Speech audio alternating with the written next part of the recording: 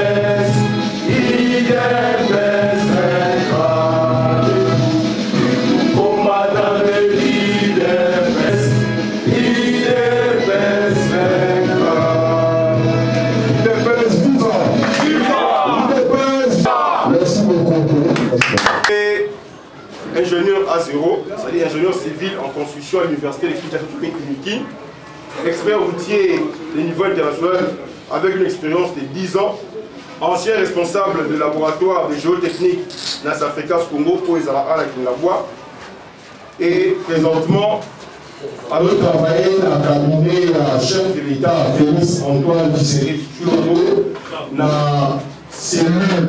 Il y a conseiller spécial en matière d'hydrocarbures. Donc, monsieur le conseiller du Mouya, à sa membre de la Collière, il y a un conseiller en matière d'hydrocarbures, au pays carburant. C'était un peu ça. Alors, sujet de Bisso et Zolobela, il y a 3 ans et demi, il y a chef de l'État.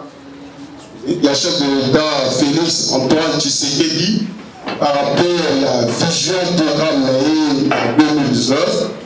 Et dans le bilan, il y a 4 points. Premier point, c'est la gouvernance. Deuxième point, la croissance. Troisième point, l'homme. Et le dernier point, c'est la solidarité nationale. Et notre orateur, le conseiller Louis Mantouya, va exposer et nous éclaircir comment est-ce que la 3 ans et demi, il y a un mandat, il y a notre chef de l'État, son Excellence Félix Antoine Tshisekedi, a réalisé à nous. Il y a M. Bouni Banderel Nassima, ils ont intitulé le conseiller Louis Mantouya soutient les actions du chef de l'État. Monsieur le conseiller Louis Mantouya, vous avez la parole. Bonjour, bonjour. Bonjour. UDPS viva. Viva. UDPS viva. Viva. Etienne Tshisekedi Mokongo Nzoko viva. Viva. Viva, viva, viva, Tshisekedi, héros national, père de la démocratie en République démocratique du Congo. Félix Tshisekedi, chef de l'État, Béton, Béton, Béton, Aigle, Moukwatombolo, Zouabilungu, tout union.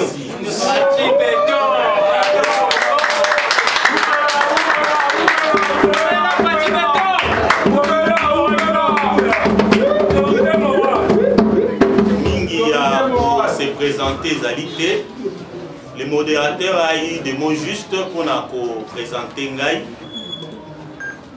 Je voudrais entrer dans le vif du sujet, mais avant tout, nous remercier papa, maman, de Komwasi, de Komobali, Leki, Yaya, Oyo, Atiki, ba occupation naïe, pour nous répondre à l'échange Oyo, Tozali na yango lelo, Oyo Zali vraiment moment moko ya malamu. Je remercie les organisateurs parce que qui juste un pied, mais ils ont quand même pu faire quelque chose pour que nous puissions Oyo. Il m'a été demandé en tant que Congolais Nyoso, Oazali ko la lecture et la situation politique à Mboka, en tant que membre et cadre à IDPS qui est du parti au pouvoir, et en tant que conseiller. Il y a Mokonzi Mboka dans le collège à hydrocarbures. Il m'a été demandé de faire un bilan il y a 3 ans et demi. Parce que tu as dit bien que nous allons tendre vers l'année électorale, aux années 2023. Et qu'en réalité, dans moins d'une année et demie, nous allons dans ma bonne amie. Nous allons dans l'élection. Il y a un qui est important, Tolobela, sur les bilans parce que dans le moment où on a constaté que Biloba Lobape Zali Kolobama est belé. Maramouya Ndenge Nandenge Zali Kolobama sur les bilans. Pe ba cotation Ndenge Nandenge Zali Kosalama par rapport à gestion à Mokonzi Mboka. Yango biso tolobaki lokola bato bazali ko côté biso pe lokola tokoleka parce que comme tozo tendre vers l'année électorale, il est bon que to banda déjà komeka kosala étalage. Il y a ce qu'a été la gestion du chef de l'État pendant 3 ans et demi oyo pe ya oyezali koya. Mais lorsque vous cotez quelqu'un, il faudrait qu'il y ait un formulaire de questions. Parce que va nous repérer la cotation à Bango sans pour autant se poser des questions. Sans pour autant des questions se poser lorsqu'il est arrivé au pouvoir. Lorsqu'il a demandé à ce que la majorité des Congolais ba ponaye lokola mutu oyo akomema destinée na bango. Yango tolobi, on ne peut pas parler du bilan sans pour autant se rappeler na oyo ndeko Mokonzi Mboka Félix Antoine Tshisekedi Moukwatombolo oya lakaki sans pour autant toluka koyeba vision na ya Congo ezalaki nini. Qu'est-ce que lui a pensé au Congo? Rêve naïe ya Congo ya lobby ezalaki nini? Lorsqu'il est venu demander na suffrage universel, bisoto ndimaye, Congolais ndimaye, avant de parler du bilan, avant qu'on arrive, qu'on se permette ya koloba nyonso to koloba, nous devons rentrer pour toluka koyeba quelle a été sa vision. Qu'est-ce qu'il a pensé du Congo? Quelles sont les questions qui s'est posées?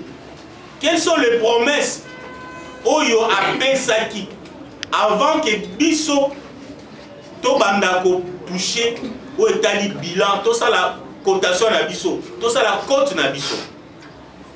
C'est ainsi que notre travail, on a dit, le bilan va se reposer sur ce qui a été le programme du chef de l'État. On a 4 axes de Kalobi, axe Liboso ezali la bonne gouvernance. De Félix Ponaye, abi Congo ya lobby, le Congo oyo ngana lingi na diriger. Il faut la Congo oyo et fandi sami na bonne gouvernance. Deuxième axe, alobi Congo oyo ngai na lingi na diriger. Na lingi Congo wana ezala Congo oyo l'homme azali au centre de la préoccupation. L'homme azali agent ou azali comme un développement. Troisième axe, lorsque la bonne gouvernance et kobanda kofandi samamuke muke, mais lorsque l'homme a kozala pris au centre, lorsque la préoccupation y a l'homme et kozala réellement considérée, c'est alors que moi croissance économique. Il y a un troisième axe, ezali croissance économique et durable. Et quatrième axe, Oyasuka ezali comment créer un État solidaire. Comment kotisa solidarité kati na Congo. Ce sont là les 4 axes.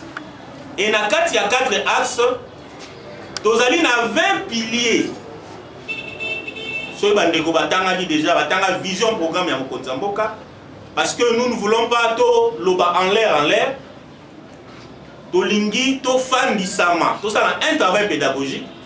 To fanda sur les promesses qui ont été données et to évaluer ensemble Nabiso et Longo toutes ces promesses là pour permettre à Nabiso to entrevoir un avenir meilleur. IDP suivant.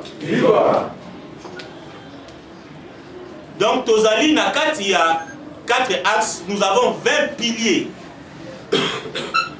Tozali na 20 piliers.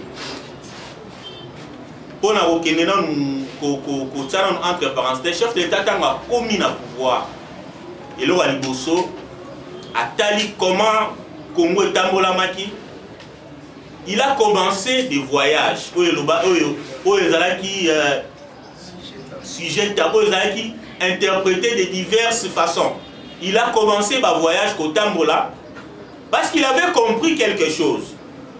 Que Mboka na biso Congo, ils ont souffert dans nous pour na maramwanzala. Ils ont noté maramwanzala. Ils ont noté maramwa gestion. Mboka na biso, ils ont un problème moko ya munene. C'est l'image de notre pays. Mboka na biso, ils ont un problème ya munene. Nous avons perdu prestige international. Mboka na biso. Tout perdre prestige international. Et ça, ce n'est pas seulement le régime passé. Dans ma cambazaïe, ko sala, ko kota na ba église, ko panza ba prêtre, ko longola même ba sango bilamba, ko réprimer manifestation surtout. Ko zala incapable ya ko yoka ne fisc déshydrata ya peuple muké. C'est pas seulement pour le régime passé zala ko sala, mais c'est vous et moi. Biso na yo na ba comportement ebele pe to salaki. Nous avons détruit l'image de ces pays. Il faut voir ce qui se rencontre dans les ambassades. Il faut voir Nini Batuba Lobara, ce qui va coûter un bino Libanda par rapport au Congo. C'est comme si dans le Congo, tout ça une anarchie moko ya terrible. C'est comme si dans le Congo, nous avons autant la T5 qui va bender l'eau dans la poche. Donc, nous autres, lorsque nous allons demander l'asile, lorsque tu as négocié l'asile, parfois on rencontre de tout et de rien. Sans savoir que beaucoup de choses qu'on rencontre, ils allaient combler ça, peut abîmer l'image de Mboka na biso. J'ai suivi Jean-Claude Van Damme, alors mais je vais dans ça Jennifer Lopez, Arnold Schwarzenegger, parce que moi je ne pensais pas que na Congo, na Toupé, na Baba, na terrasse, Fandi, les gens sont là en train de vivre. Je ne pensais pas qu'ils vont vivre na Congo. Parce que pour beaucoup de gens qui sont à l'extérieur, Congo vit à la ratée. Il n'y a rien au Congo.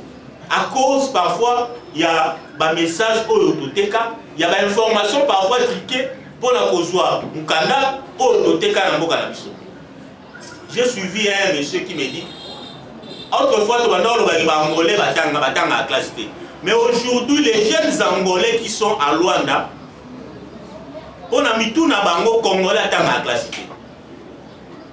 Aujourd'hui, en 2022, quand vous allez à Luanda, les jeunes Angolais au bazar à Luanda, pour la bango, image ya congolais bazar nango, et là image ya ba congolais au bazar na Luanda. C'est des gens qui sont analphabètes, c'est des gens qui sont dans les petits boulots, c'est des gens qui n'ont pas étudié, qui ne savent pas lire. C'est cette image-là bango ba na Congo. Et pour la bango ta coûté na yo za na moins niveau d'études azo kamwa. Pour na yé congolais atanga raté. Et c'est cette image-là oyo to kala mboka na biso. Il était question que Mokonzi Mboka atambola ayoka ce que ces gens-là sont en train de dire. Que désormais moi je suis là. Il y a un nouveau leadership, il y a un nouveau débat, il y a quelqu'un qui est arrivé pour changer toutes ces choses. Pour en rappeler, en sa confiance, pour faire comprendre que vous n'avez pas été là vu le Congo, il faut rentrer. Mais je vous dis, dans la plupart, il y a ici Kaming, il y a Kendaki. Et là, au moment où ils arrivent aux zones, parfois lorsque vous avez enthousiasme, il y a que non, investissez bazoya, batoubé bazoya. Mais très souvent, on lui rappelait que Moganayo, ils ont un problème de gouvernance. Très souvent, c'est une vérité, et dans Moganayo, en tout cas, il y a encore beaucoup d'efforts à faire. Pour que puissent investisseurs, il y a encore des problèmes de gouvernance. C'est ainsi que les piliers 1, Mokonzi Mboka a tchaki à une bonne gouvernance. Avec ceux qui ont la bonne gouvernance, beaucoup de choses écolées. Plutôt axe 1, bonne gouvernance. Et dans axe 1, nous avons premier pilier, donc il est vraiment bon parce que c'est une réalité. Nous avons pilier 1, pacifier les pays. On a vu lorsque les chefs de l'État continuent à continent, et leur a dit Bosso, il a mis beaucoup de moyens pour l'armée, beaucoup de moyens. Ils en ont profité pour détourner, pour ça là désordre parce que l'armée n'existait pas. Parce que l'armée, c'est l'armée qui a Congo. Jusqu'à comprendre qu'à la lutte nous sommes en train juste de tourner place Moko. Jusqu'à Kotia, état d'urgence, parce qu'on a vu le président rwandais qui a toujours l'habitude d'arroser la calme, mais qui est très mal à l'aise lorsqu'il parlait du Congo à cause de l'état d'urgence. Parce qu'en fait, l'état d'urgence, et ça dit que les multinationales qui sont habituées à bénéficier de minéraux ou de groupes armés, bazalaki sous une difficulté, bazalaki sous une possibilité de kozwa sous minéraux en até. Parce que moi j'ai été à Beni vers les années 2015-2016 et j'ai vu comment hélico de guerre, ils allaient à l'aéroport, ils ont démarré Kaka, Batiki. Il n'y avait aucune pression. On connaissait là où se trouvaient les ADF, on connaissait même là où ils allaient exploiter les minéraux. On connaissait là où se trouvaient les maïs, là où ils allaient population tout à Ibakiango. Mais c'était comme un arrangement tacite qui a dit non, bino boza la kuna, boza minerai comme il faut, puis surtout famille, tout ça assemble, le rôle à auto, next to Bunisabamo. Et c'était cette situation qu'on a héritée. Oh, lorsque le chef de l'État a yé à Beti Maboko na Messa, on a dit trop c'est trop, il faut vraiment que les choses changent. Et on a vu l'état d'urgence et créer mon boulot. Ce que j'appelle la mafia internationale, ceux qui vivent de la guerre, ceux qui bénéficient de la guerre, au Bazali qui ont utilisé le Rwandais ou le Kagame comme leur pion à Bango, to bras séquilier à Bango pour la pillage dans Mboka la Fisso. Et ces gens-là, Bazali vraiment mal à l'aise. Puis il y a mis balai la réconciliation nationale. On a vu ce que les chefs d'État, aussitôt Kakomi, il a poussé en sorte que Toko a réellement la réconciliation nationale parce que Franck Djongo, Moïse Katumbi, même un général Edi Kapende qui a dirigé général Edi Kapende qui est soi-disant, qui était soi-disant le prisonnier personnel de Joseph Kabila. Tout le monde a yabima. On a vu ces messieurs sortir. On a vu tous ceux-là au Bazar qui a arrêté les prisonniers politiques libérés. On a vu Mwanda Semi qui était porté disparu. Et les gens disaient qu'il y a Koufa, on a vu Mwandassem est ressorti et le nom Mwandassem est en train de circuler, en train de faire ses vidéos comme il se doit sans qu'il y ait à l'inquiéter. Donc ça, c'était la promotion, il y a réconciliation nationale. Pilier 3, consolider la démocratie. On a vu les efforts pour empêcher la police et Boma, la marche, tout est panza, tout est réprimé, il y a disproportionnel, il y a manifestation. On a vu, on les a vus déférer devant les cours et tribunaux. Il y a des institutions et des là. Parce que les Congo, il y avait même un État en miniature et il y a même un État en miniature et égalité. Pourquoi lobby yango? Pourquoi lobby yango? Parce que les institutions, elles allaient coexister. Namboka na biso, elles allaient coexister juste de nom. Elles allaient on avait l'inspection générale des finances, elles allaient coexister depuis 1987, depuis même l'époque de Mobutu. Mais Bakebele a dit comment l'inspection générale des finances kakalelo. La Cour des comptes, la même chose. Cour des comptes, elles allaient composer juste, alors qu'elles sont censées. Cour des Alara, ils ont un siège et puis ils ont un parquet. Cour des comptes existait pendant tout ce temps, et là ils ont un parquet. Et le président de la Cour des comptes, lorsqu'il fait ses avis, lorsqu'il a avis dans un parlement, sans parquet, sans avis à parquet, alors qu'il fallait qu'il parquet et Zala pour contrebalancer avis, décision. Oyo, Cour des comptes, Azali Kopé ça. Mais on a vu comment le chef de l'État est en train de remettre les choses en place. Le Loyo, l'homme le plus craint apparemment, il le moué Kalef, autrefois à l'époque de Kabila, Tondo Banga, Komboana Kalef, le Loyo, Kombo le plus craint, on dirait Kombo et Alignet. Parce que le chef de l'État a Azali ko restaurer de plus en plus l'État de droit. Aujourd'hui, on a vu des DG être arrêtés, jugés. On a vu des PC être arrêtés, jugés. Les DG à OVD, Office de route, OVD, RVA. On a vu les ministres être jugés. Il y en a qui sont encore en prison. C'est des choses oyo, tout ce cas, remonté. Autrefois, on avait l'habitude de parler de gouvernement parallèle. Le chef d'État fait un gros effort pour que tu parles de gouvernement parallèle. Il y a un gouvernement qui travaille, qui est redevable.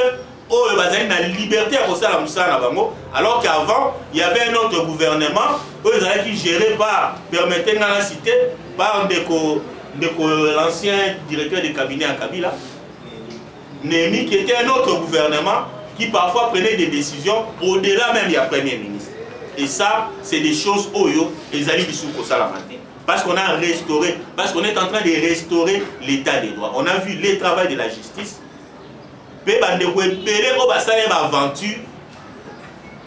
Comment le chef de l'État a agi pour que Bamissou Bakene ba retraite, Bamissou Soupé Bazala révoqué, Bebatu Oyo Bazali na réputation à Malam. On a vu comment Basala va promouvoir Bango. Tout cela dans les soucis, il y a qu'au installer, qu'au établir un état de droit. Pilier 5. Redorer et habiliter l'image de la diplomatie comme pilier 5. Moi, c'est pour la première fois, on a écouté un ambassadeur, un agent, il y a un ambassade de Belé. Pour le moment, il n'y a pas un problème de salaire dans l'ambassade. Alors que depuis 10 ans, même plus de 20 ans, l'ambassade n'a pas eu Mawatro.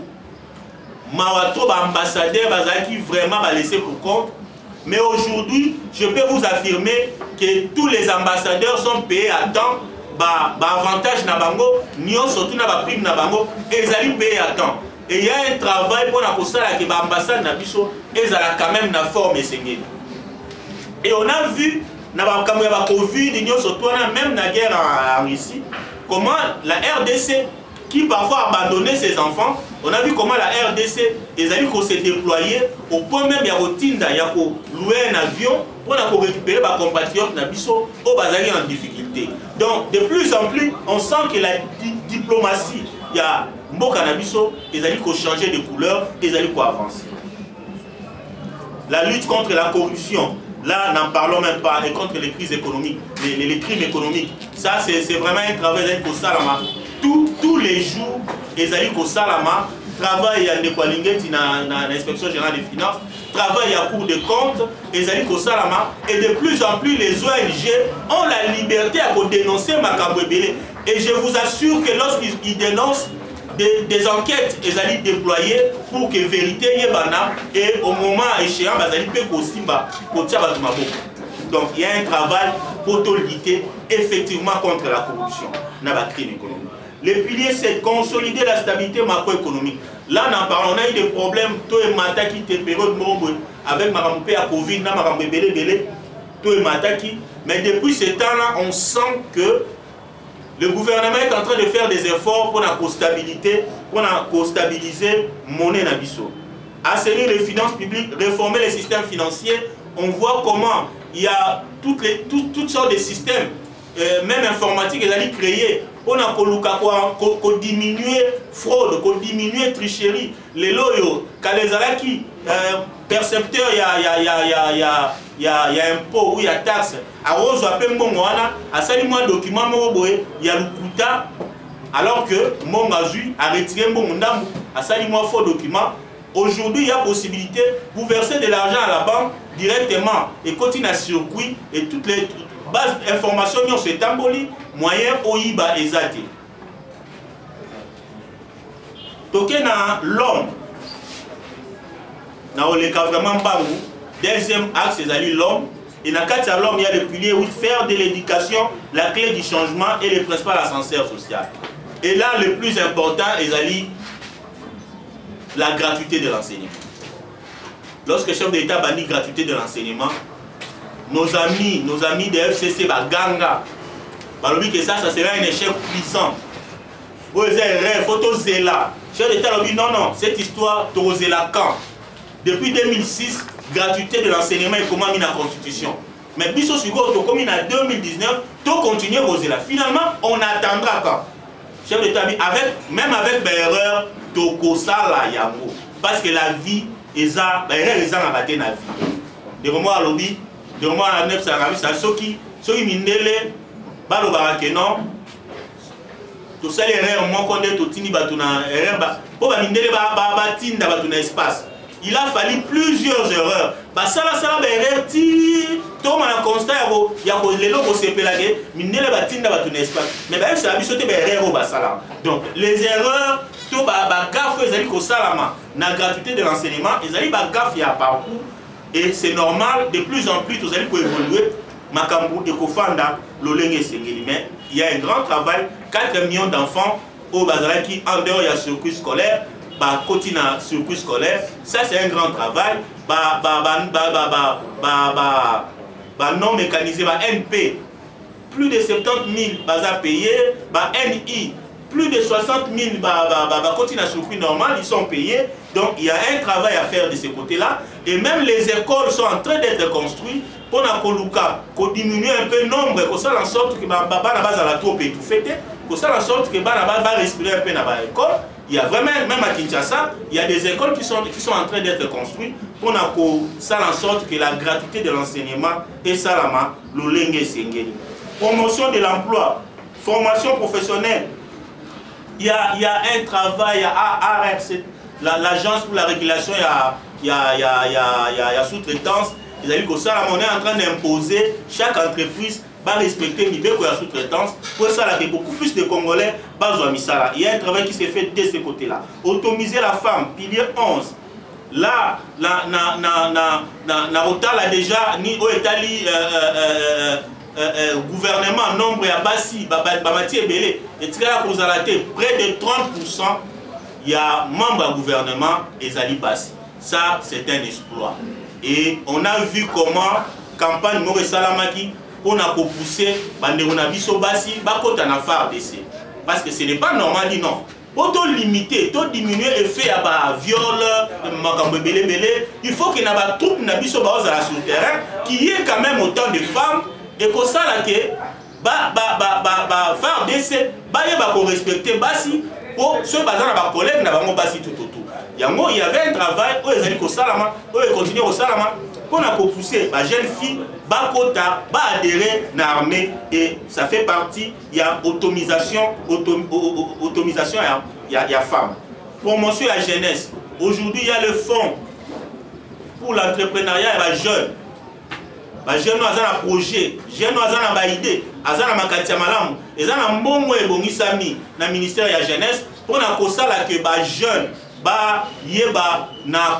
soutenir dans le projet parce que l'État a l'État met des conditions pour en sorte que les bateaux pour développer un projet, l'État a pour makambo qui est liboso. Tout le monde peut en parlant même, laissez-moi parler en parlant de la promotion à la jeunesse. On a vu même la nomination et salami dernièrement, les jeunes bazali vraiment considérés. Que ce soit dans l'union sacrée et surtout dans l'IDPS, nous on a vu beaucoup de jeunes Oyo, très bien, se retrouver président conseil d'administration, administrateur, beaucoup de jeunes Toyebi, Amissi, Konga, Barouti, c'est des jeunes qu'on connaît. Abigail, ce sont des jeunes qu'on connaît. Toyebi Bitumba Bango, se retrouver les loyaux, ko gérer dans Mboka Nabiso. Donc il y a une certaine reconnaissance pour promouvoir les jeunes. C'est vrai que c'est aussi grâce c'est aussi grâce aussi au dynamisme et à la franchise d'un homme. Oyo, les camarades du secrétaire général Augustin Kabouya, Oyo Abundi, puis à sali effort pour que l'Okwana ait d'application parce que la nomination est le cas qui avant et Tikala est salamate. Donc les lobes jeunes, il faut pas se faire là parce que de plus en plus les chefs de l'État azali kobunda pour que les jeunes se retrouvent dans la gestion en Mboka Nabiso, apporter expertise na bango. Troisième point, c'est la croissance économique. Là, il y a beaucoup à dire dans la croissance économique. Il y a les piliers 12, améliorer le climat des affaires et la promotion de l'entrepreneuriat. J'ai parlé de l'entrepreneuriat, le fonds de la promotion et l'entrepreneuriat jeunes. Donc, c'est des choses que j'ai parlé. Le climat des affaires, le chef de l'État n'a pas de déplacement, il a martelé sur ça. Lutte contre les changements climatiques. La RDC, on vient de suivre d'ailleurs Nini Sommet et adaptation.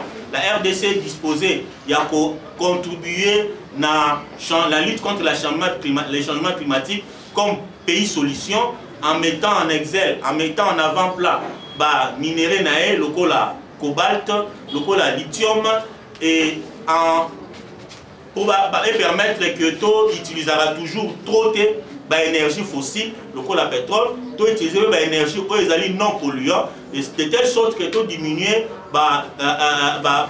CO2, la température est toujours licolo, et mokile qui n'aura toujours na kobeba. La RDC est disposée na mai na yazanango, na ba fleuve na yazanango. Au lieu tout on a ba centrale thermique, ba centrale avec l'uranium, tout on a ba centrale hydroélectrique. Ils allaient non polluants, ils allaient permettre que tout diminuer l'utilisation de bois, l'utilisation de banzété, de telle sorte que tout lutter contre les changements climatiques.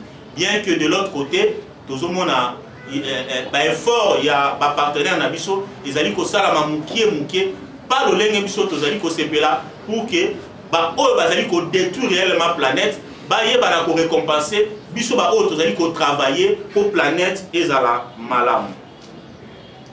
Tous allez relever les défis de l'accès à l'électricité et à l'eau. Vraiment un travail qui est en train de se faire de ce côté-là. Beaucoup de projets à la centrale hydroélectrique. Ils allaient au Salama. Et dernièrement d'ailleurs, nous dans le cadre il y a secteur Nabiso à hydrocarbures, nous avons mené un projet automénage, tout ça qui est vraiment pression parce que c'est un projet qui était bloqué. Il y a ça en sorte que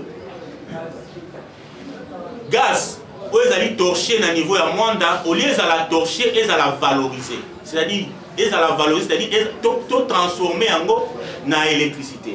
Parce que Berenko, ils allaient à Mwanda, à ça, le projet, voilà, je peux produire 200 MW. Il y a courant. avec gaz.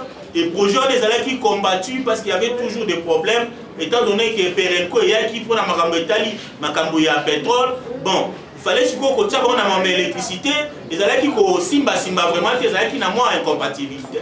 Comment il faut pour la pétrole, beaucoup de l'électricité. Et au départ, ils allaient dire que Perenco botika na mambo électricité, to lukaba société moko boye, o botika na mambo pétrole, biso to lukaba société moko boye, eux occuper mambo électricité.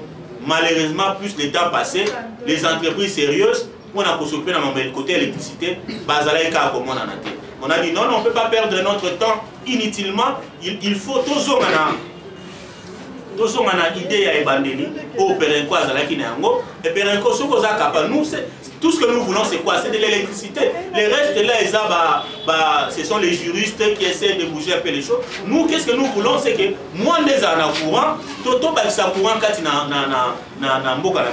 parce que 200 MW, c'est quand même beaucoup.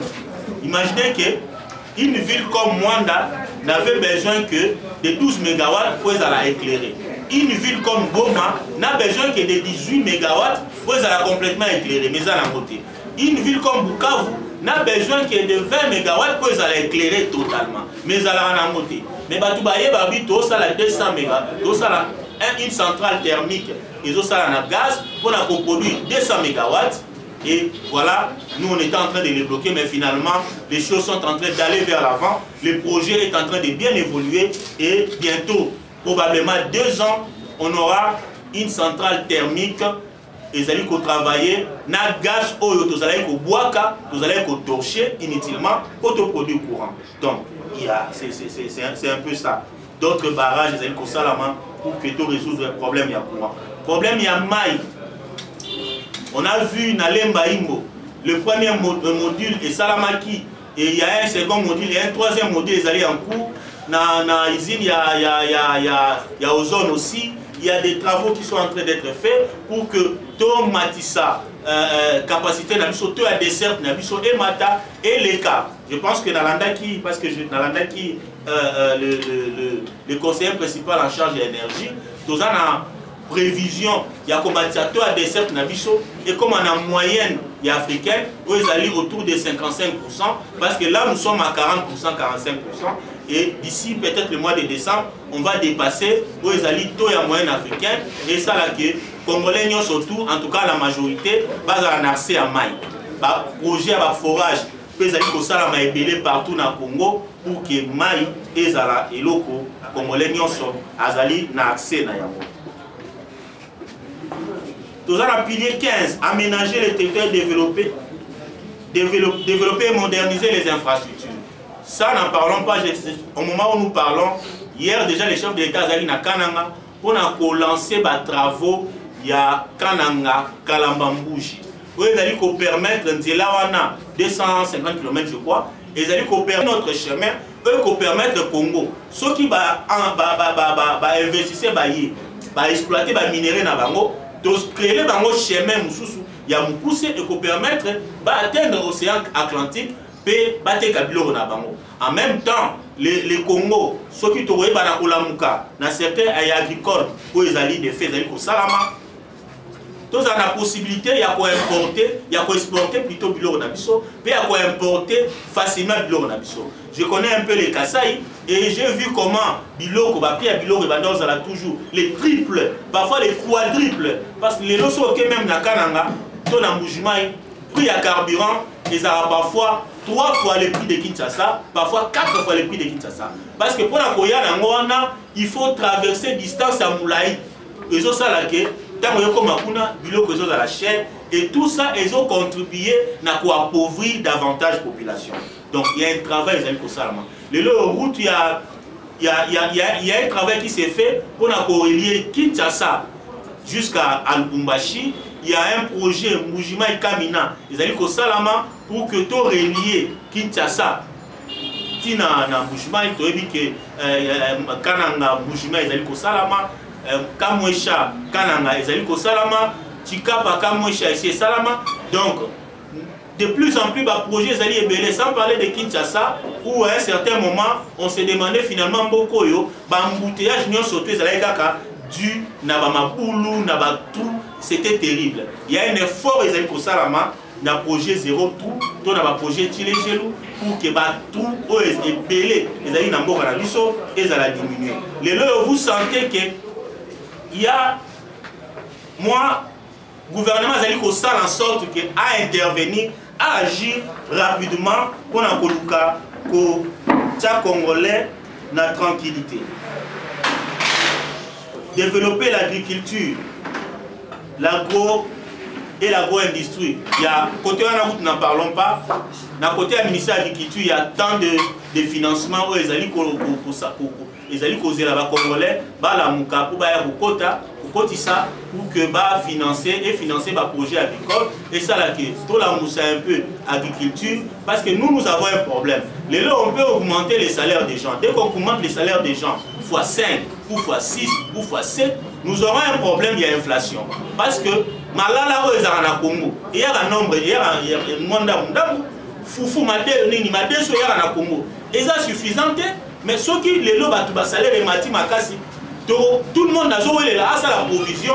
Donc muto a teka bilo wana lelo aina encore lelo amoni bilo wana tout est sili parce que les gens ont suffisamment d'argent. Lobby aromatisa 3 fois les prix. Donc en voulant parfois résoudre un problème, on va créer d'autres problèmes. Donc ce qu'il faut faire, c'est de faire en sorte que Mokanabiso et résoudre le problème, il y a autoconsommation, tout matissa agriculture, tout à la suffisamment la biloko dans Mokanabiso et qu'on permettre de vivre tranquillement. Ce qu'on s'est retrouvé dans Rwanda, au monde que dans Goma même dans Rwanda, tu vois qu'un sac de pommes de terre coûte 15 000 francs. Un sac de pommes de terre. Ça qui a dessous, ils ont coûté ce qui fait 1000 francs. Donc, nous avons la provision facilement. Momo yozo sarano na kinewa, kuna ba aussi la provision facilement. Ils ont mis la valeur ébélée parce que ba na capacité à production ébélée na ba milieu wana. Yango le plus important, ezali domaine de l'agriculture et tout le monde a comment le service national est en train de relayer nous salaire au ministère de l'agriculture. Vous avez ça la moussala, ou vous avez ça que tout résoudre le problème il y a autoconsommation. Diversifier l'économie, développer le commerce, l'industrie ainsi que le premier. Il y a un souci de pousser les entreprises, de pousser les entreprises et transformer les minéraux awa et produire la chaîne de valeur pour ça que au lieu de importer biloko, tout d'abord importer biloko ils allaient transformer et ça c'est très intéressant. Et puis tout s'accrocher à la minéralité, tout diversifier le secteur. Il y a les secteurs agro-industriels où ils allaient très importer pour ça qui puisse auto-avancer. Pilier 18.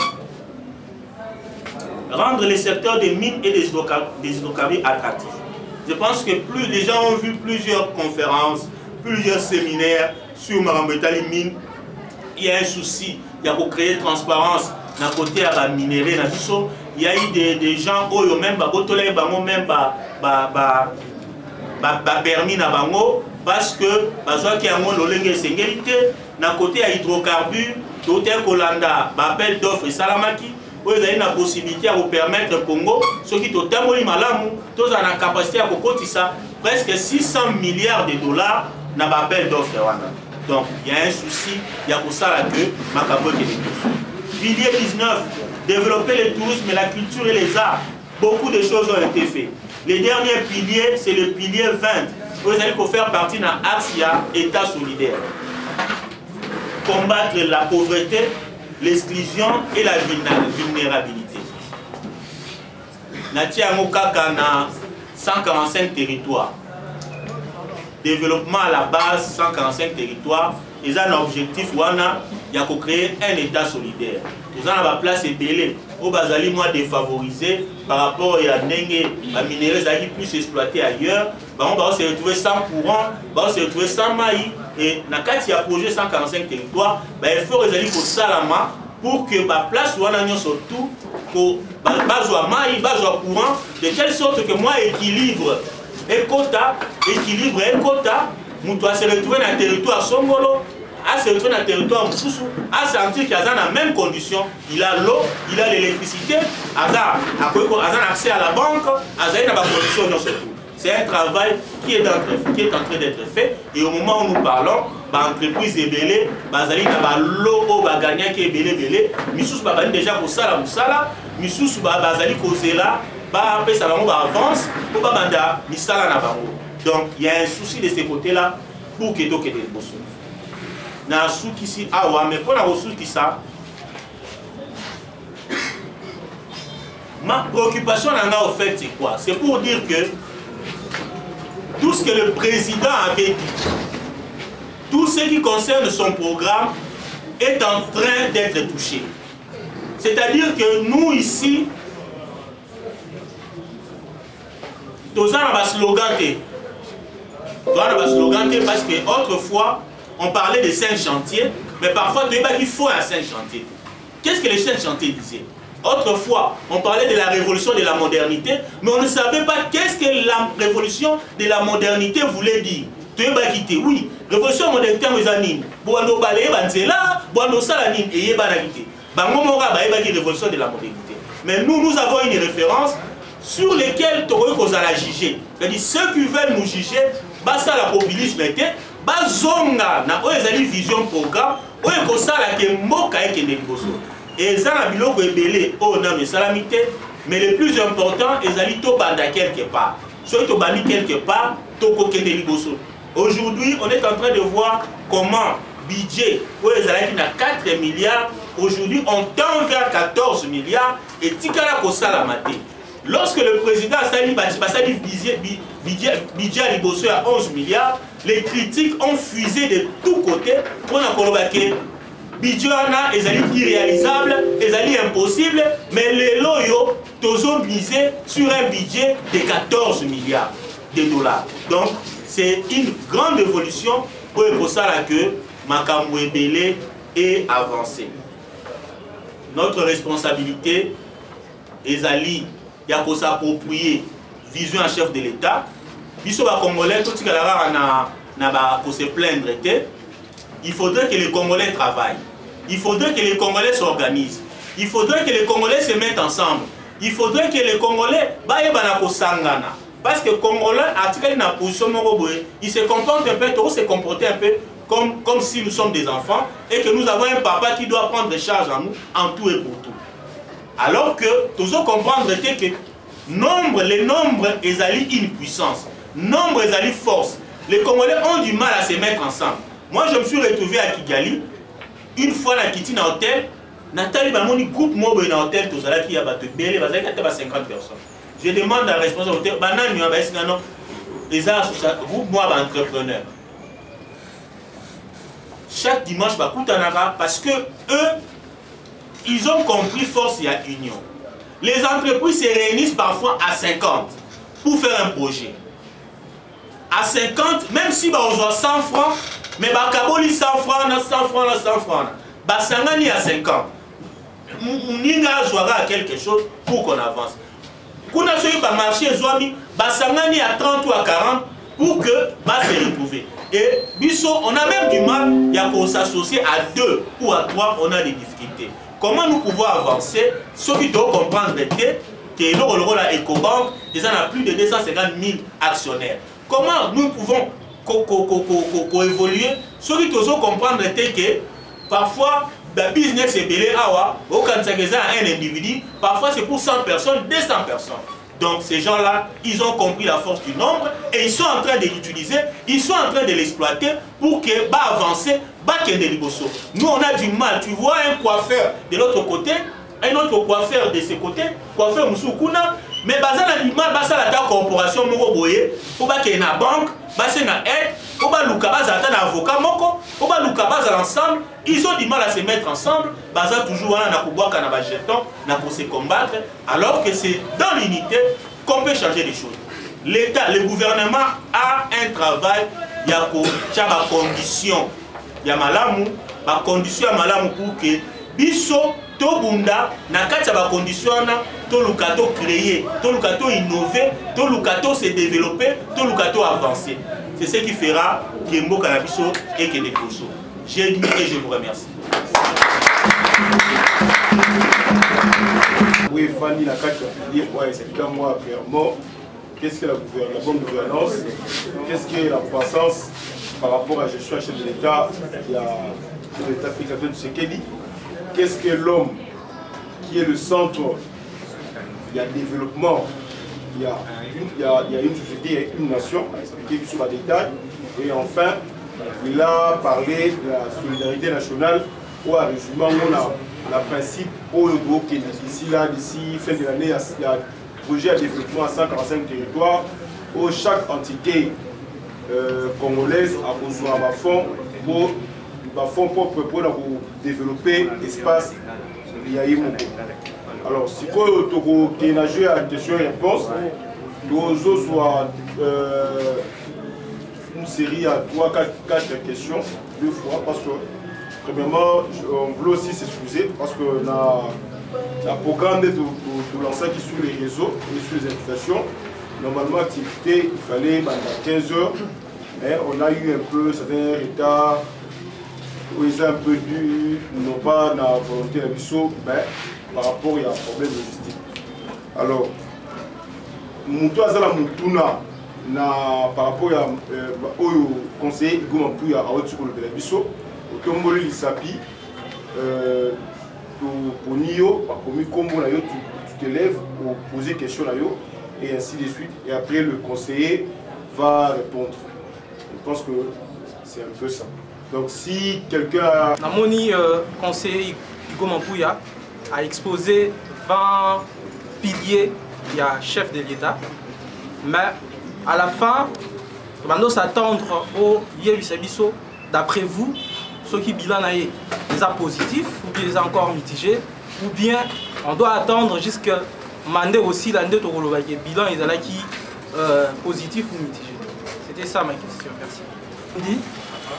En fait, je tiens à féliciter M. Igo Mampuya pour son exposé, pour son courage. En fait, je connais bien M. Igo pour son réalisme, parce que j'ai souvent discuté avec lui, il connaît comment on discute. En fait, il nous a proposé 20 piliers, il y a chef de l'État. Et de suivre très bien. Est-ce qu'aujourd'hui, le conseiller Igo peut nous dire réellement que tous les 20 piliers programmes et chefs de l'État, ils ont vraiment réussi? Et puis, deuxième question, est-ce que les conseillers, monsieur le conseiller Igo Mampuya, peut nous dire quelles sont les difficultés au réellement, au régime, il y a un régime à IDPS où il y a président Félix à côté de ma faiblesse, et ça les autres ça là que vraiment que les choses aient marché vraiment pas comme tel, parce que sur le plan il y a vie sociale, vie à réalité à la population est toujours, population a toujours un regret, donc on a tenu à conseiller à Epsabiso réellement qu'est-ce qui fait que les choses ont marché comme tel, elles ont boosté que le peuple a séparé la dengue, tous allez que s'attendre. Et dernière question, Zali, à sa conseiller en matière, il y a président, en matière, il y a cellule, il y a hydrocarbures. Et aujourd'hui, le monde ils ont vraiment un problème sérieux à carburant. Et surtout dans le Congo, ils sont remarqué, Nicolas, vraiment ça ne va pas. Tout le temps, bien donc transport boulot, carburant, mais pas si et mati donc les messieurs les conseillers, à de la carte, il y a boîte, quelles sont les stratégies au Bango Bazoui pour réellement résoudre le problème de la carburant, la carte, il y a un cannabis au Congo, surtout à Kinshasa. Merci.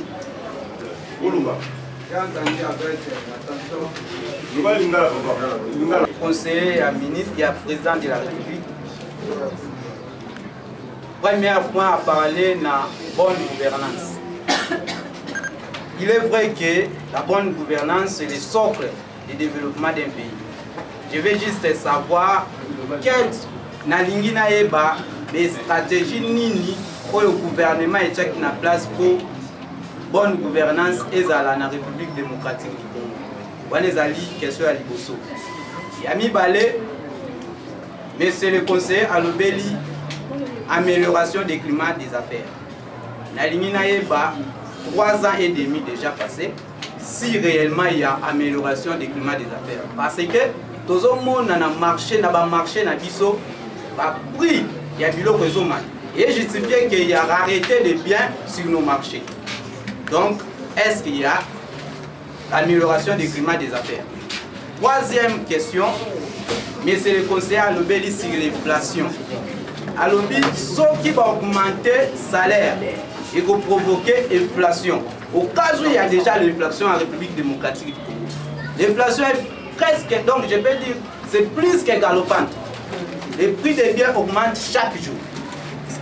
Donc, je peux demander le point de vue des conseillers du président de la République sur les mots inflation en République démocratique du Congo. J'ai dit et je vous remercie. Parce que d'abord, tous les 20 piliers, il y a un travail où ils allaient pour Salama pour que ma pilier n'y surtout et soit sens na yango. Donc, il est allé vraiment très positif et que son Excellence Félix Antoine Tshisekedi a allé mériter pour continuer ce travail-là. Et je suis convaincu que d'ici 2, 3, 4 ans,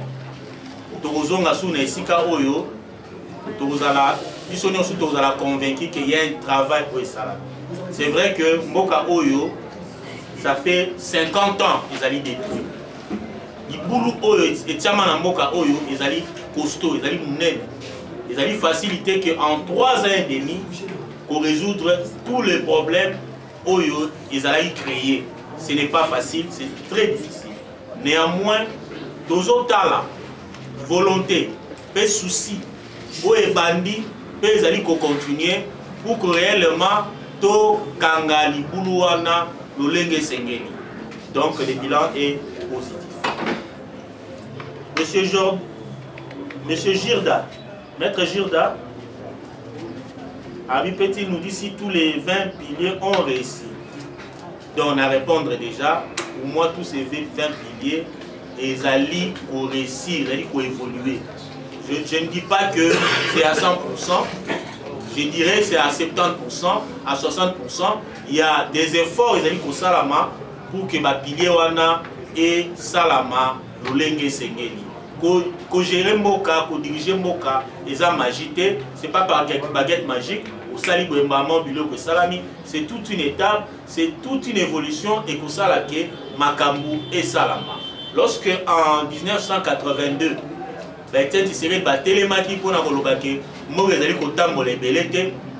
même na moi si nae, c'est papa ou l'équipe, moi bien. Mais ils ont vu tous les signaux, ils ont été très négatifs. Mamoni ke naba signaux auto ke nango tito ke naba 10 ans après Congolais romanoza na même loi olia. Mais ba to amona ke non mboka eza bien au père de temps na yo on dirait proposer problème na mutu. Donc c'est un peu dans ce sens-là. Aujourd'hui, il y a des choses ali ko salama. Na c'est il y a des fondations, ils ali ko la poser ou ko sala ke makambu évoluer. Parce qu'avant le plus grand problème c'est que on avait du mal, il y a même quelque chose. On n'était même pas au point zéro, on était à moins quelque chose. Et ça, c'était vraiment un désespoir pour la Congolais. Donc, les 20 piliers sont en train d'être réussis. Les difficultés et les faiblesses. Félix a coûté un contexte très compliqué. Oh, je pense que, je l'ai dit, permettez-moi, pourquoi vous faites toujours référence à Joseph Kabila, tout ça. Mais permettez-moi de vous dire que quand Joseph a eu le pouvoir, pétrole et qu'on était qui embellit dans le monde, c'est-à-dire prix à carburant et matin qui m'acasse. Tous les pays producteurs de pétrole, Congo, Brazzaville, Gabon, Nigeria, Algérie, bénéficient tellement qu'ils ont construit des infrastructures, Moko, il y a des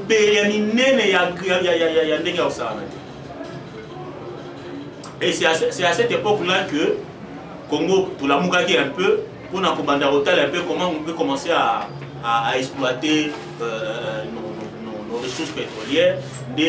ba projet belé ti lelo elali mais bandaki na ndé na époque wana.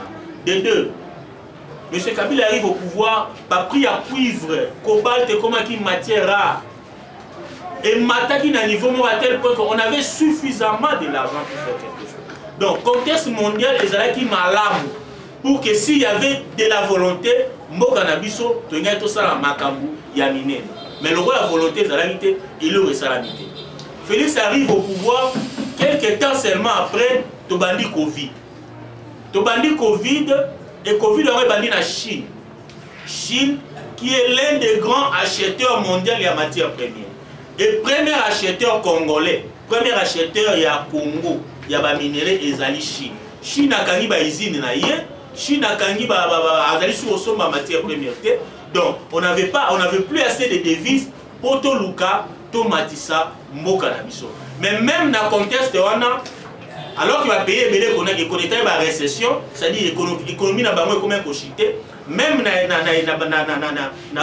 condition na contexte on a vu notre économie stable, même qu'on matamuke pour évoluer, alors que tout à l'heure un moment très compliqué avec Covid, va payer belé, il y a monde, même les États-Unis, ils avaient des problèmes sérieux. Et au bout on a un problème, il y a guerre, il y a Russie, Ukraine, où il y a déstabiliser l'économie mondiale. Donc c'est dans ces contextes-là où il faut fonctionner, mais même dans ces contextes-là, on sent de plus en plus d'efforts pour stabiliser la situation. Il y a aussi en sorte que tout avancer, tout que des niveaux. Donc ce sont là les difficultés et les faiblesses. Les faiblesses pour moi c'est l'homme congolais. L'homme congolais, l'homme qu'on a trouvé. Parce que l'IDPS ne pouvait pas créer des hommes. L'IDPS a créé des militaires, l'IDPS a créé des généraux, l'IDPS a créé des colonels, l'IDPS a créé une autre administration. Il fallait que tout faire avec administration, armée, police, service pour que tout avance. Et on a connu ces difficultés-là que l'homme hasard n'a mentalité à Congolais, mentalité à l'homme congolais, et ça on a un niveau mobile de telle sorte que ils allaient permettre que les taux qui ne liboso. Il y a un président Félix Tshisekedi mais comme même au point dans le balois Mobutu mais lianda mutikanda parce que genre ya muyibi na moni batu ba se comporter pour ça n'est seulement le roi Mobutu andoba lianda mutikanda. Alors qu'ils ont un rôle parce que nous azolia na lokoyo azoboma na lokoyo ezo sala ke ya vivre azali ko détruire. Donc l'une des grandes faiblesses c'est l'homme congolais et là ezaki nango eloko moko ya ukamate on savait que la plus grande difficulté ezali pour changer l'homme même si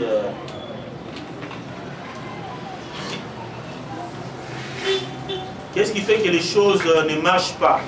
Bon, ça c'est un avis, parce que quand vous dites que les choses ne marchent pas, il faut qu'on développer un mot. Moi, j'ai essayé de montrer, dans ce travail pédagogique, avec des preuves à l'appui, que nous sommes sous la bonne voie. C'est vrai qu'on n'a pas encore atteint 100% Yamakambu. C'est vrai que Congolais Zoliananou, le Lengue Sengélité, mais on est sur la bonne voie. D'ici là, possibilité zali, loso, masangu, madesu, bilo rebele, et outara, ibanda sous-souté, parce que les lots au moment où nous parlons, madesu à Congo, ibanda kouta Goma, mais les lots où même plus Goma, et comme où même Ouganda. Les lots ba oignon, et comme où Zimbabwe, et comme où Afrique du Sud. Donc, il y a un travail où les amis salama pour que tout le monde ait étape. Massangu Nakata, à un moment donné, comment on Zambie Afrique du Sud. Alors que nous avons 280 000 km, 280 000 km carrés de terre arabe. Donc, il y a vraiment un effort aux Salama, il y a une volonté aux Salama pour que les choses aient que des libosos. Quelles sont les stratégies pour résoudre le problème des carburants? Quand on est au lobby, nous sommes dans le contexte mondial. Le problème, il y a carburant, il y a une situation, il y a l'Ibanda. La RDC, jusqu'à preuve du contraire, et raffinera pétrole et raffinera pétrole brut donc to dépendaka na carburant et outaka libanda. Or ba carburant oyo outaka libanda eza na carburant ya ba russe oyo lorsque ezokota na kati ya marché ezali ko équilibrer marché. Il y a une organisation ya ba pays producteurs ya pétrole bango batalaka soki moi shit ezali ba matisa production to ba diminuer production pour na osala équilibre ezala. Absence ya Russie na système et sali que li pulu moko ya munene et salami mais salami peut brusquement na ba aléa mususu parce que le gouvernement avait déjà pressenti ça. Le gouvernement avait pressenti ça, il y avait déjà des bateaux qui déployés. Malheureusement, les bateaux c'est aussi la technique. Et ça m'a fait que bateau est prévu. Et vu pas moi coco c'est zoami et ça que moi retard wana moi une semaine moi et créer du saut na moi ba difficulté ya makasi. Je crois que na conseil des ministres moi le président avait vraiment abetaki c'était na rolobaki photo lukato za na raffiné. Parce que avant que le Congo commence à produire du carburant, du pétrole brut, déjà en 63, on a eu une raffinerie et où les Italiens ont installé un mot dans Moana. Avant tout, bandata au Timbolata tout le monde a pétrole. Mais raffinerie wana, ils allaient raffiner pétrole, ils allaient au Talibanda, ils ont à Nigeria, ils ont à Pakistan, ils ont à Inde. Sombi carburant la bino brut ou yenango ba raffiner yango ba pesio pétrole ba pesio essence ba pesio mazout ba pesio na ba bino surtout voyez côté ka. Malheureusement avec le temps machine wana est commis dépassé est commis en condition à malamuté déjà ils ont senga tozala na raffinerie na biso mais kozala na raffinerie na biso et senga pe toza ezala tout le cas pour rentabiliser un mot. Tu retiens raffinerie là pour essayer de raffinerie. Il faut la rentable. Il faut biso moko. D'abord il faut raffinerie on a et ça a capacité il y a pour raffiner pétrole na biso moko. Ça c'est un. Mais il faut que pétrole on a la suffisant. On va pas faire une raffinerie alors que nous ne produisons que 20 000 barils jour. Tout ça la raffinerie pour 20 000 barils jour. Ben étude économique et salami et le but est rentable. Pour être rentable, il faut que la mesure, il y a au moins 100 000 barils du jour, on est rentable. Or, tous les produits 20 000 barils du jour. Ce qui est au raffinerie, à un moment donné, tu as comme une rupture de stock, donc la machine on est comme un la statue, donc ça là, il est comme côté. C'est pour ça qu'il y a un travail pour que le bloc pétrolier, bozu otozalango, to eba ko salela yango, to produire pétrole et qu'on permettre ceux qui lobby au raffinerie. Tous en a suffisamment de produits pour permettre la raffinerie de fonctionner. Donc, cette solution-là, c'est une solution qui peut aider le Congo durablement pour connaître les gens et les problèmes. Parce que les pays où ils ont la raffinerie, lorsqu'ils ont vu des problèmes, ils diminuer l'importation. Comme on dit, diminuer l'exportation. Pour les battre, si on a 10 000, on 5 000, parce qu'une problème, une grande quantité, et résoudre un problème, il y a un problème. Biso tous en côté, tout dépend de la haut basé de sa biso.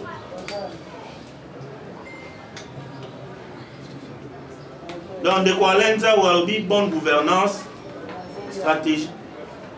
Quand on a bonne stratégie, ni pour imposer bonne gouvernance. Et puis, il parle de rareté des biens et amélioration du climat des affaires, c'est deux choses différentes. Donc, rareté des biens et amélioration. Moi, je vous donne seulement un exemple. Moi, j'ai vu beaucoup de Congolais au baillé pour ça l'entreprise Nabango, Namboka, au Mikolo. J'ai vu beaucoup, à faire 20 ans, Libanda et Tkala au Salamati.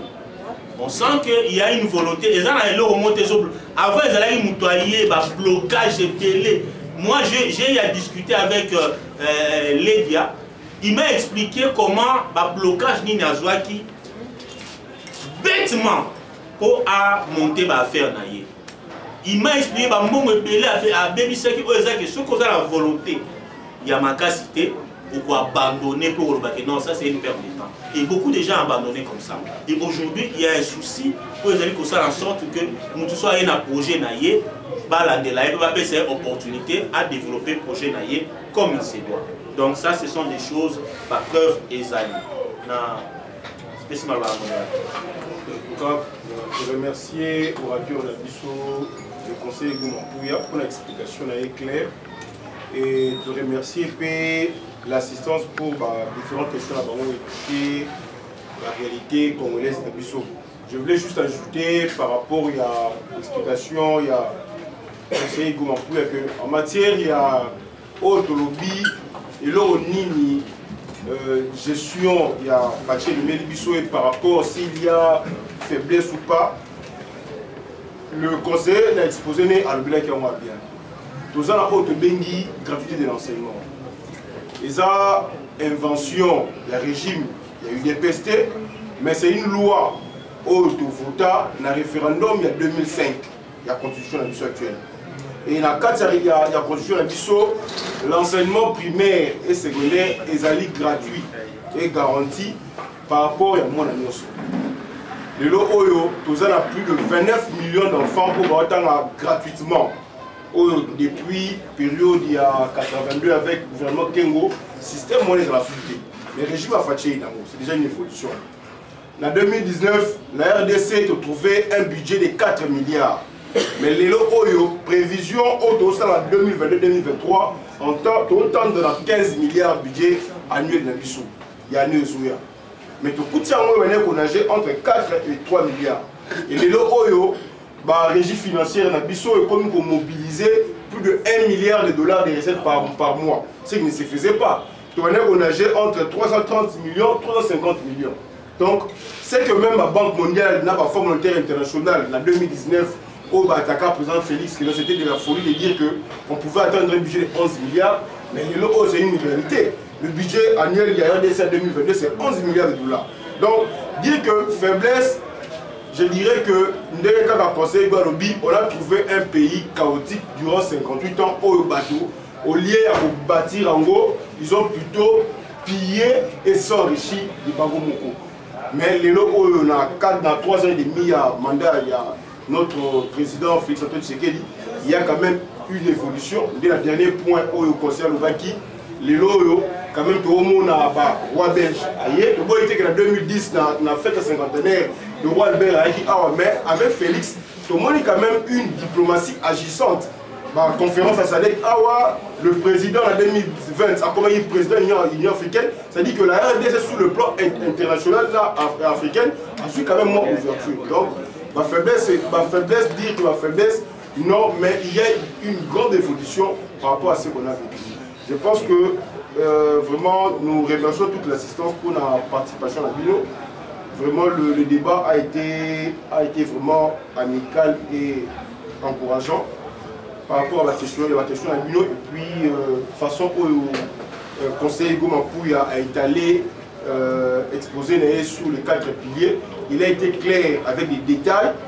Ici, comment est-ce que par rapport à l'homme, ainsi de suite, par rapport à la solidarité nationale, le projet 147, donc il a donné des éléments où on a bandit aux diffusions, on a RTNC, dans les médias, nous surtout même combat commis, peuvent aller encore revoir comment qu'est-ce que Félix Antoine Tshisekedi dans 3 ans et demi à Sali. Je remercie le conseil encore pour la présence taillée, la disponibilité pour l'activité. Ce n'est pas la dernière fois, dès tout le monde va banderole Awa, Asbel, priorité Mwamba, les amis des Gomampouya, ainsi de suite. Je pense que nous allons continuer car le temps est recueilli. Donc, on est déjà à 17h30. Parce que comme vous savez bien, l'UDPS a combattu 37 ans pour un état de droit. Et notre pays a souffert. Non seulement il n'y a jamais existé un état de droit, mais la RDC avait du mal à être un état, même un état en miniature. Et le chef de l'État arrive au pouvoir, M. Félix Antoine Tshisekedi arrive au pouvoir, il est en train de rétablir l'État en imposant, en installant la bonne gouvernance. on a vu le travail de l'Inspection générale des finances. Autrefois, cette institution, ces services spécialisés étaient cachés dans une chambre noire sans faire le travail pour lequel il avait été créé. Mais on a vu l'Inspection générale en train de faire un travail de fond qui vise à assainir les finances publiques. Et les résultats sont là. Un budget qui était à 4 milliards autrefois, le budget est maintenant autour de 14-15 milliards de dollars. Donc, le bilan de M. Félix est largement positif. Je me rappelle lorsque le président Félix, lorsque le premier gouvernement du président Félix avait mis la barre du budget à 11 milliards, les répliques sont venues de tous côtés, et même du côté de la Banque mondiale, pour dire que c'était un budget fantaisiste. Aujourd'hui, nous tendons vers un budget de 14 milliards. Donc, il y a beaucoup à espérer. Donc, c'est un bilan vraiment positif. Qu'est-ce que vous pouvez dire de ce qu'ils disent les sociales santé? Je pense qu'il faut commencer par définir les sociales. Commencer par définir les sociales, parce qu'au moment où nous parlons, il y a des zones qui n'avaient pas accès à l'eau, ils ont l'eau. Au moment où nous parlons, il y a des zones qui n'avaient pas accès à l'électricité, ils ont l'électricité. Au moment où nous parlons, il y a la gratuité de l'enseignement, il y a la pauvre maman qui était habituée à dépenser pour 1, 2, 3, 4 enfants pour l'école. Aujourd'hui, elle est en train de vivre la gratuité de l'enseignement. Donc, elle est en mesure d'épargner grâce à la gratuité de l'enseignant. Donc, le social